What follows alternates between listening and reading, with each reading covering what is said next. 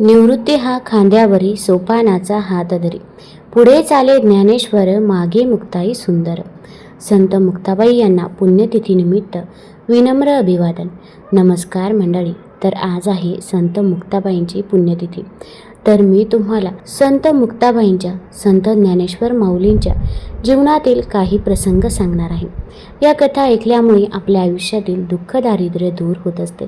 त्याचसोबत आपल्याला ज्ञानेश्वर माऊलींचा आशीर्वाद देखील प्राप्त होत असतो.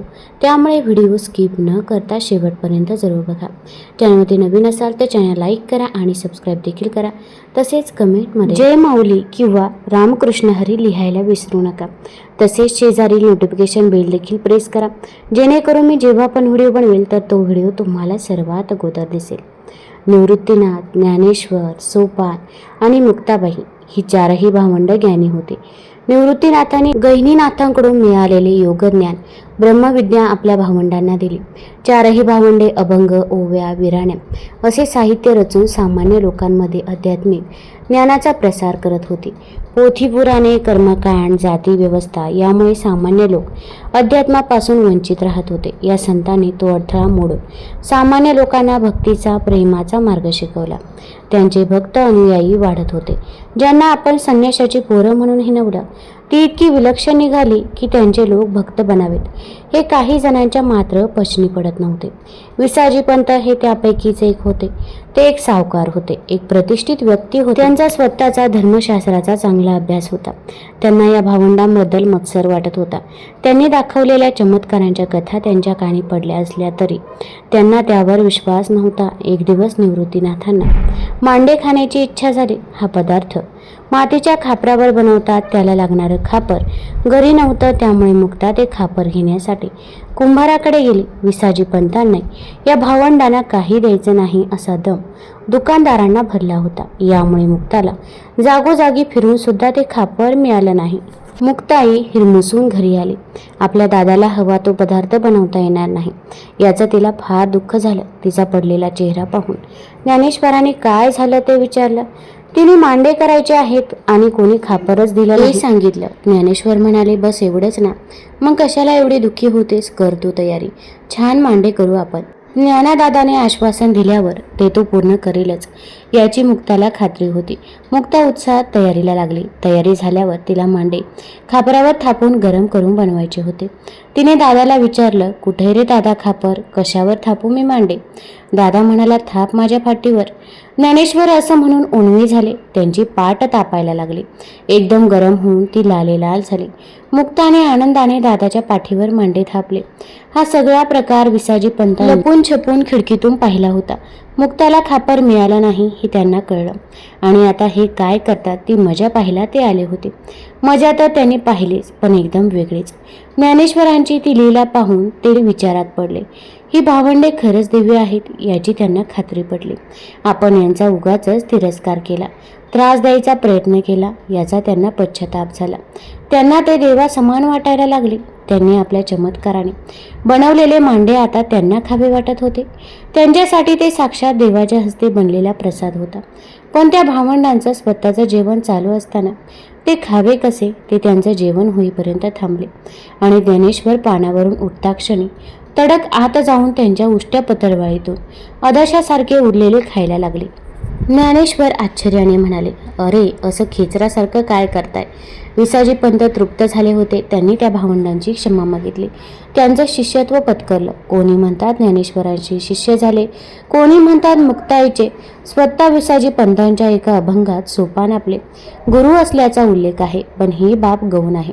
त्या चार भावंडांचं आयुष्य, ज्ञान, शिकवण सगळंच एकमेकांशी इतकं जोडलं आहे की ते वेगळे नाहीतच.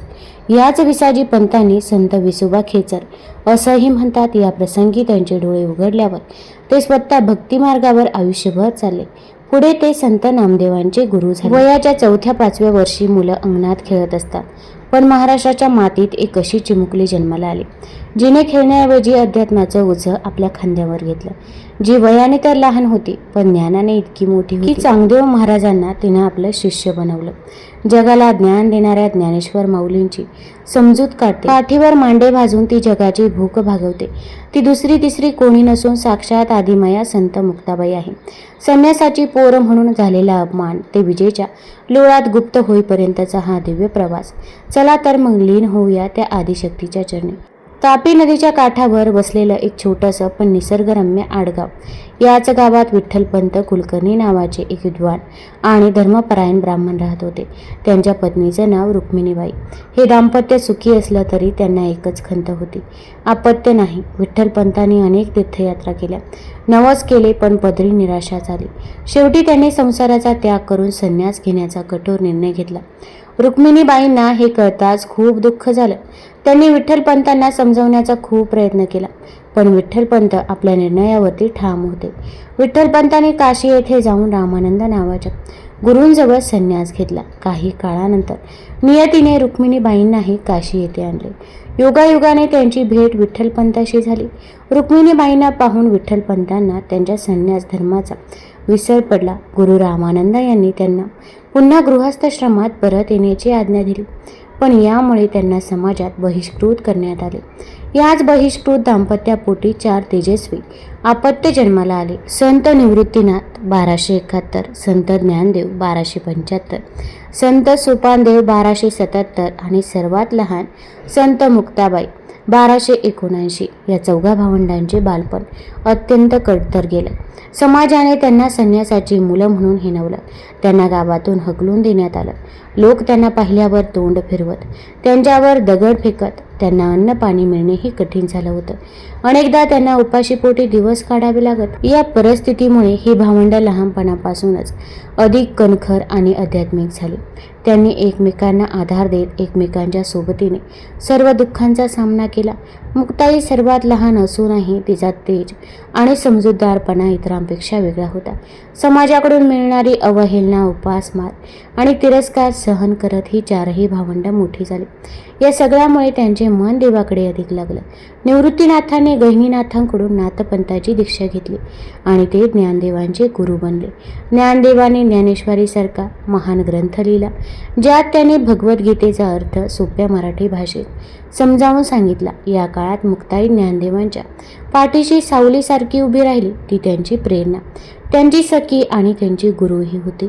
एकदा ज्ञानदेव आणि त्यांचे भावंड फिरत असताना एका गावात गेले. त्यांना खूप भूक लागली होती, पण गावात कोणीही त्यांना अन्न दिलं नाही, उलट अपमानच केला. ज्ञानदेवांना या अपमानामुळे खूप राग आला. ते एका खोलीत जाऊन बसले आणि दाराला आतून कडी लावून घेतली. बाहेर मुक्ताई होती. ज्ञानदेवांना असं रागात पाहून तिला खूप वाईट वाटलं. तिने त्यांना समजवण्यासाठी एक सुंदर अभंग गायला, जो ताटीचा अभंग म्हणून प्रसिद्ध आहे. ताटी उघडा ज्ञानदेवा, तुम्ही संत शिरोमणी देवा, योगी तोची जाणावा, जो क्षमा करी सर्वा, विश्वरागे झाले तरी मन शांत ठेवा. मुक्ताईच्या या शब्दाने ज्ञानदेवांचे मन शांत झाले. त्यांनी दाराची कडी उघडली आणि मुक्ताईला मिठी मारली. मुक्ताईने त्यांना सांगितले की संत तोच असतो, जो सर्वांना क्षमा करतो, सर्वांना आपले मानतो. या प्रसंगातून मुक्ताईची समजूतदारपणा, तिची दूरदृष्टी आणि तिच्यातील आध्यात्मिक प्रगल्भता दिसून येते. मुक्ताईच्या आयुष्यातील आणखी एक अविस्मरणीय प्रसंग म्हणजे चांगदेवांचे गर्भहरण. चांगदेव हे एक महान योगी होते. त्यांना आपल्या योगशक्तीचा खूप गर्व होता. त्यांनी ज्ञानदेवांबद्दल ऐकले होते, पण त्यांना भेटायला जाण्याऐवजी आपला मोठेपणा सिद्ध करायचा होता. त्यामुळे त्यांनी वाघावर बसून आणि हातात सर्पाचा चाबूक घेऊन ज्ञानदेवांना भेटायला येण्याचा निर्णय घेतला. त्यावेळी ज्ञानदेव, निवृत्तीनाथ, सोपानदेव आणि मुक्ताई हे 4घे एका निर्जीव भिंतीवर बसले होते. चांगदेवांना वाघावर येताना पाहून मुक्ताईने त्या निर्जीव भिंतीला चल रे भिंती अशी आज्ञा दिली आणि आश्चर्य म्हणजे ती भिंत खरोखरच चालू लागली. मुक्ताईच्या या चमत्काराने चांगदेवांचा गर्व नाहीसा झाला. ते तत्काळ खाली उतरले आणि या 4ही भावंडांना आपले गुरु मानले. हा प्रसंग मुक्ताईच्या अलौकिक शक्तीचा आणि आध्यात्मिक उंचीचा एक स्पष्ट पुरावा आहे. मुक्ताईने केवळ चमत्कार करून दाखवला नाही, तर अहंकाराला नम्रतेची शिकवण दिली. ज्ञानदेवांनी आपल्या भावंडांसह महाराष्ट्रभर प्रवास करून भगवत धर्माचा आणि भक्तिमार्गाचा प्रसार केला. या प्रवासात त्यांना अनेक संतांचा सहवास लाभला, ज्यात नामदेव महाराज, गोरा कुंभार, चोखामेळा, सेनानादी, सावतामळी, नरहरी सोनार यांचा समावेश होता. मुक्ताईने या सर्व संतांसोबत आध्यात्मिक चर्चा केल्या, त्यांना मार्गदर्शन केले आणि त्यांच्याशी सौख्य साधले. तिचा सहभाग केवळ सोबत राहण्यापुरता मर्यादित नव्हता, तर ती स्वतः एक प्रभावी वक्ता आणि विचारवंत होती. तिने स्त्रिया आणि शूद्रांनाही भक्ती मार्गाचा अधिकार असे ठामपणे सांगितले. जो त्या काळात एक अत्यंत पुरोगामी विचार होता. तिचे अभंग आजही तिच्या प्रज्ञा आणि दृष्टीची साक्ष देतात. ज्ञानदेवाने अवघ्या 21व्या वर्षी आळंदी येथे संजीवन समाधी घेतली. ही घटना मुक्ताईसाठी जीवनातील सर्वात मोठा धक्का होता. तिचा लाडका भाऊ, तिचा आधारस्तंभ, तिचा गुरु आणि सखा निघून गेला होता. ज्ञानदेवांच्या समाधीनंतर मुक्ताई पूर्णपणे कोलमडून गेली होती. तिचं हृदय विबळत होतं. ज्या भावासोबत तिने बालपणापासून अनेक संकटे पाहिली होती, ज्याच्यासोबत तिने भगवत धर्माचा प्रसार केला होता, तो आता तिच्यासोबत नव्हता. ज्ञानदेवांच्या पाठोपाठ सोपानदेवांनीही सासवड येथे समाधी घेतली. त्यानंतर निवृत्तीनाथांनी त्र्यंबकेश्वर येथे समाधी घेतली. एका पाठोपाठ अशा तिन्ही भावंडांनी देह ठेवल्यामुळे मुक्ताई पूर्णपणे एकटी पडली होती. तिच्या आयुष्यातील हे सर्वात कठीण आणि एकाकी दिवस होते. तिच्या डोळ्यातून अश्रू थांबत नव्हते. ज्या भावंडांसोबत तिने जीवन व्यतीत केलं होतं, ते आता फक्त आठवणीत उरले होते. या एकाकीपणामुळे ती अधिकच देवाच्या ध्यानात रमून गेली होती. आपल्या तिन्ही भावंडांच्या समाधीनंतर मुक्ताई एकांत शोधू लागली. तिला आता या नश्वर देहात राहण्याची इच्छा नव्हती. तिचं मन पूर्णपणे विठ्ठलाच्या चरणी लागलं होतं. ती तापी नदीच्या किनारी असलेल्या मेहूण या गावी आली. तिथे ती देवाच्या ध्यानात लीन झाली होती. वैशाख शुद्ध दशमी शके 1219 म्हणजे 1297 रोजी एका वादळी रात्री मुक्ताईने देह ठेवला. त्या दिवशी प्रचंड वादळ आले होते. झाडे उन्मळून पडत होती. विजांचा कडकडाट होत होता आणि मुसळधार पाऊस पडत होता. अशा वातावरणात मुक्ताई एकांतात ध्यान करत होती. असे मानले जाते की एका वादळात आलेल्या विजेचा धक्का लागून ती देहात विलीन झाली. काहींच्या मते तिने स्वइच्छेने समाधी घेतली. तिचा अंत एका विलक्षण आणि चमत्कारिक पद्धतीने झाला. ती देहात विलीन झाली की देवाच्या तेजात समावली. हे आजही एक गूढ आहे. वयाच्या अवघ्या 18व्या वर्षी म्हणजे काही मतांनुसार 20व्या वर्षी मुक्ताईने देह ठेवला. तिने आपल्या अल्पायुष्यात एक असा वारसा निर्माण केला जो आजही लाखो लोकांना प्रेरणा देतो. मुक्ताई ही केवळ एक संत कवी नव्हती, तर ती एक समाज सुधारक आणि मार्गदर्शक होती. तिने स्त्री शक्तीचे प्रतीक म्हणून स्वतःला सिद्ध केले. तिच्या अभंगातून आणि शिकवणुकीतून तिने समानता, प्रेम, क्षमा आणि भक्तीचा संदेश दिला. तिचं जीवन हे प्रतिकूल परिस्थितीमध्येही आध्यात्मिक मार्गावर कसे चालावे याचे एक उत्तम उदाहरण आहे. मुक्ताई ही फक्त एक व्यक्ती नाही, ती एक विचार आहे, एक संस्कृती आहे जी आजही आपल्या मनात तेवत आहे. तिने समाजातील जातीभेद, वर्णभेद आणि स्त्री पुरुष असमानता यावर आपल्या विचारांनी प्रहार केला. तिचे कार्य हे आजही महाराष्ट्राच्या सांस्कृतिक आणि आध्यात्मिक इतिहासात सोनेरी अक्षरांनी कोरलं गेलं आहे. आजही महाराष्ट्रातील अनेक भक्तांसाठी मुक्ताई एक प्रेरणास्थान आहे. तर मंडळी, ही होती संत मुक्ताबाईची कहाणी. तापी नदीच्या काठावर एका लखलखत्या विजेच्या लोळात मुक्ताई गुप्त झाली. देह नाहीसा झाला, पण तिचे विचार आजही ताटीच्या अभंगातून आपल्याला बळ देतात. आजही जेव्हा आपण संकटात असतो तेव्हा मुक्ताईची ही आग कानावर पडते. शांत व्हा, संयम ठेवा, ताटी उघडा. मुक्ताईचं जीवन आपल्याला हे शिकवतं की माणूस वयाने नाही तर विचाराने आणि त्यागाने मोठा होत असतो. ही चारही भावंड म्हणजे देवाचा अवतार. एकदा तीर्थक्षेत्रांचा प्रवास करता करता संत निवृत्तीनाथ, संत ज्ञानेश्वर माऊली, संत सोपान काका आणि आदिशक्ती मुक्ताबाई यांचा हा प्रवास चालला होता. आणि प्रवास करता करता पुंतांबा नावाचं गाव आहे, तालुका राहता आणि जिल्हा अहमदनगर याच ठिकाणी म्हणजे याच परिसरामध्ये ज्यांना योगीराज देखील म्हटलं जातं ते म्हणजे चांगदेव मामा. योगीराज हे 400 वर्षांचं आयुष्य त्यांना लाभलं होतं. बघा तर बांधवांनो, त्या ठिकाणी ते तपश्चर्या करत होते, म्हणजे समाधीस्थ झालेले होते. पण यांना 400 वर्षाचं आयुष्य लाभलं त्याच्याबद्दल मी तुम्हाला सांगते. ते 100 वर्ष झालं की तपश्चर्येला बसायचे, म्हणजे समाधीला बसायचे. परत समाधीतून बाहेर पडल्यानंतर परत त्यांना पुढचे 100 वर्षाचं आयुष्य मिळायचं. बघा, असं करता करता त्यांना 14 वर्षाचं आयुष्य लाभलं होतं. ते समाधीला बसतात. परत समाधीतून बाहेर पडल्यानंतर त्यांनी ज्या वेळेला डोळे उघडायचे त्यावेळेला त्यांच्यासमोर प्रेत जरी पडलं असेल ना तरी ते प्रेत उठून बसायचं, म्हणजे मेलेला माणूस जिवंत व्हायचा. एवढी तपश्चर्येची त्यांची ताकद होती आणि तेवढी तपश्चर्या देखील त्यांनी केली होती. त्यामुळे आसपासच्या परिसरातील लोक काय करायचे की योगीराज चांगदेव हे तपश्चर्येला बसले, समाधीस्थ झाले की त्यांच्या उठायच्या वेळी समाधीतून बाहेर पडण्याची वेळ होती, तर त्या वेळेमध्ये कित्येक गावातील आजूबाजूचे लोक मेलेली प्रेते त्या ठिकाणी त्यांच्या समोर आणून ठेवायचे, आणून मांडायचे, कारण डोळे उघडले की ती प्रेते जिवंत व्हायची. आणि या वेळेस सुद्धा योगीराज चांगदेव त्या ठिकाणी समाधिस्थ झालेले होते. त्यांच्यासमोर सगळी प्रेते पडलेली होती. आता खचाखच लाईन लागलेली होती प्रेतांची आणि त्याच वेळी चारही भावंड त्या रस्त्याने चालली होती. आदिशक्ती मुक्ताबाईचं वय फक्त 6 ते 6.5 वर्षांचं वय होतं आणि या छोट्याशा बाळानं आपल्या मोठ्या भावाला म्हणजे संत निवृत्तीदादांना विचारलं, दादा ही प्रेत असे का पडलेत रस्त्यावरती? आणि त्यावेळेला निवृत्तीदादांनी उत्तर दिलं, आपल्या छोट्या बहिणीला आदिशक्तीला मुक्ताबाईला सांगितलं की मुक्ताबाई हे जे समाधिस्थ झालेले आहेत ते योगीराज चांगदेव आहेत, फार मोठी तपश्चर्या करणारे. त्यांनी जर डोळे उघडले ना तर सगळी प्रेते जिवंत होतात. ही सगळी जी माणसं बसली आहे ती चांगदेवांची डोळे उघडण्याची वाट पाहत आहेत. प्रेत आता जिवंत होणार आहेत. आणि त्यावेळेला 6.5 वर्षांची आदिशक्ती मुक्ताबाई खुदकन हसली आणि म्हणाली, दादा मेलेली माणसं यांना जिवंत करणं काय अवघड आहे?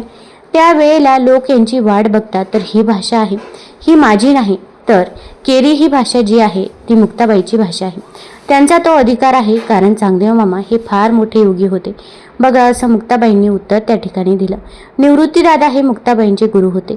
बघा, जी ताकद त्या ठिकाणी मुक्ताबाईला मिळाली होती असं म्हणल्यानंतर त्या ठिकाणी बघा आदिशक्तीने एक हाड पकडलं. तर तिथे खाली पडलेलं आणि बांधवांनो ते हाड होतं म्हणजे कुत्र्याचं. जवळजवळ ती 40-50 वर्षाचं हाड पडलेलं होतं. आता आदिशक्ती मुक्ताबाईनं ते हाड घेतली, म्हणाली मी जिवंत करते या सगळ्या प्रेतांना. आता हाड घेतलं आणि सगळ्या प्रेतावरून ते हाड फक्त असं फिरवत नेलं. आणि काय चमत्कार हो, झटकन सगळी जी प्रेते आहे तर ती पटापटा उठून बसली. बघा, सगळी प्रेते जिवंत झाली. जवळजवळ 100 प्रेते त्या ठिकाणी पडली होती. आता आदिशक्तीने घेतलेलं जे हाड आहे तर ते कुत्र्याचं होतं. बघा, जसं हाड हातात खाली टाकलं तसं त्याचं कुत्रं तयार झालं आणि भुभू करत ते कुत्रं देखील पळून गेलं. बघा, म्हणजे विचार करा, आदिशक्तीची ताकद, वय वर्ष फक्त 6.5. हजारो लोक त्या ठिकाणी बसले होते. आश्चर्यचकित झाले, म्हणाले काय यांची ताकद. त्यानंतर ही चारही भावंड पुढे निघून प्रवासाला गेले.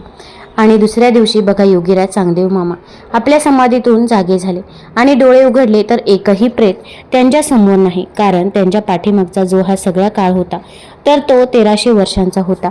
म्हणजे प्रत्येक 100 वर्षानंतर ते समाधी घ्यायचे. तर प्रत्येक वेळी त्यांच्यासमोर शेकडो प्रेते पडलेली असायचे. बघा, जिवंत होण्यासाठी आज त्यांनी ज्या वेळेला डोळे उघडले त्यांच्यासमोर काही प्रेते नव्हते. आश्चर्यचकित झाले ते सुद्धा. आणि त्यांनी आपल्या शिष्यांना विचारलं की असं कसं काय झालं की बाबा आज या ठिकाणी प्रेते का नाहीत? आणि त्यावेळेला शिष्याने उत्तर दिलं, त्या ठिकाणी छोटी 4 भावंड आली होती आणि या 4 भावंडांपैकी एक छोटीशी मुलगी होती. त्या मुलीने नुसती हाडं लावली हाताने तरी सगळी प्रेते जिवंत झाली आणि ती निघून गेली. आणि या योगीराज चांगदेव मामांचा गर्व देखील हरण झाला. तुम्हाला जर ही कथा, ही माहिती आवडली असेल तर चॅनल लाईक करा, सबस्क्राईब करा आणि आपल्या मित्रपरिवारासोबत जरूर शेअर करा. धन्यवाद.